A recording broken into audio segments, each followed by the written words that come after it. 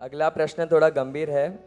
हमारे कुशल भाई वोरा बोल रहे हैं कि आज प्रेजेंट में यंगस्टर्स बहुत ही डिफरेंट सेक्ट्स जैनिज्म के अलग अलग पंथ में बहुत ही आकर्षित हो रहे हैं, क्योंकि उधर फ्लेक्सिबिलिटी दे रहे, उधर सुख सुविधा सब मिल रही है, इसलिए उधर जा रहे हैं।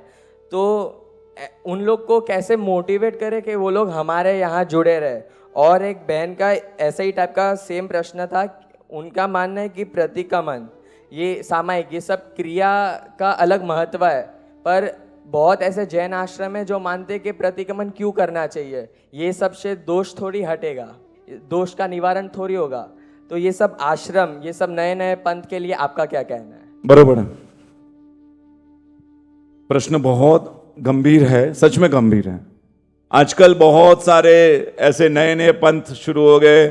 कोई कहता है आपको कुछ नहीं करना है, एसी ऑन रहता है, मस्त एकदम, ध्यान करो ध्यान, हाँ बस, बाकी क्या है, आपका मन से ही आप भगवान के नजदीक होते हैं। इसलिए एसी आपको, आपका शरीर स्थिर होता है ना, वैसा कुछ करो। कई सारी संस्था है जो इस तरह की दुनिया को लेकर जीती है कि बस आपको शरीर को तकलीफ नहीं देनी है, आराम करो, अच्छा से रहो, एसी में रहो, अच्छा खाना खाओ, हाँ, और जुड़ा अपने मन को अलिप्त रखो। समझ में नहीं आता, मन को अलिप्त, निमित्तों के बीच में मन को अलिप्त रखना। भगवान कहते हैं निमित्तों से बचकर रहना है। और यहां पर आप सच में बोलो, ये सुविधाएं थोड़ी देर के लिए स्थिर कर सकती है। मैंने देखा ये जो नए नए ग्रुप बन रहे हैं पंथवाद है, आत्मा की बातें करते हैं, आत्मा की बहुत अच्छी, और वो कोई दूसरा नहीं बता रहे, मेरे भगवान ने कहा है वही बातें बताते हैं। लेकिन उसको जिस ढंग से वो प्रेजेंट करते हैं, लेकिन वो जो व्यवहार धर्म है ना, निश्चय मार्ग को इतना करते तो व्यवहार को गौण कर देते हैं।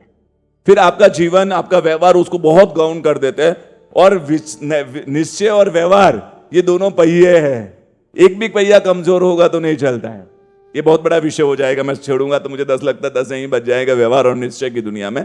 इसलिए, और कई लोगों को व्यवहार और निश्चय से कोई मतलब ही नहीं है, उनको तो सिर्फ धर्म से मतलब है, मतलब हमें धर्म। तो यंगस्टर्स को सुविधाएं मिलती है, उनको लगता है अच्छा है ना, ये क्या तकलीफ करके इस कमा समन देना, ना कटास ना बांध लेना, ना वो धोती पहनना, ना हाँ ये सब कुछ, उसकी जगह ये मस्त ना एसी का हॉल हो, हाँ 1 घंटा बैठ जाए, हाँ सत्संग सुन ले, स्वाध्याय कर ले, बेस्ट धर्म है।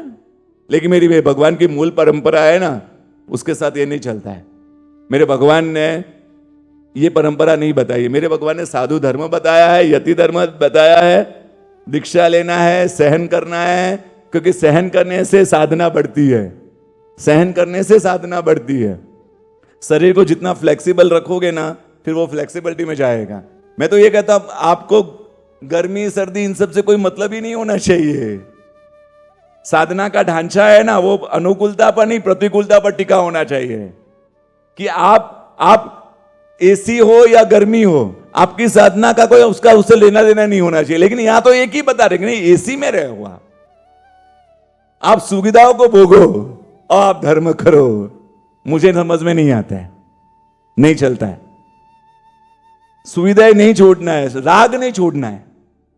और वो बोलते राग नहीं है, वो आसक्ति है, लेकिन वो मानने को तैयार नहीं है। आसक्ति नहीं है, ये तो क्या एक द्रव्य है, उसको ले लिया, भोग लिया, बस वहां तक, फिर आगे बढ़ जाओ। नहीं है तो ये बहुत सारे युवान तो कितने कम जुड़ते मालूम नहीं, लेकिन बहुत बड़ा श्रीमंत वर्ग, बहुत बड़ा श्रीमंत वर्ग ऐसे कई संस्थाओं से जुड़ चुका है, क्योंकि वहां फ्लेक्सिबिलिटी है, वहां आराम वाला धर्म है, वहां ऐसे सामायिक प्रतिक्रमण की कोई फोर्स नहीं है, इसलिए वहां पर चलता है। तो ये श्रीमंतों वाला धर्म हो, कई लोग श्रीमंत जुड़ रहे हैं। और वो श्रीमंत जुड़ता है, उससे श्रीमंत नहीं जुड़ता है, शासन का एक श्रीमंत वहां जुड़ता है, जो शासन के लिए उसका धन उपयोगी हो सकता था, उसकी जगह वहां पर वो उपयोग हो रहा है। मैंने करोड़ों प्रति कितने श्रीमंत वहां पर देखे जो शासन से जुड़े हुए थे, लेकिन आज वो वहां से जुड़े हुए हैं।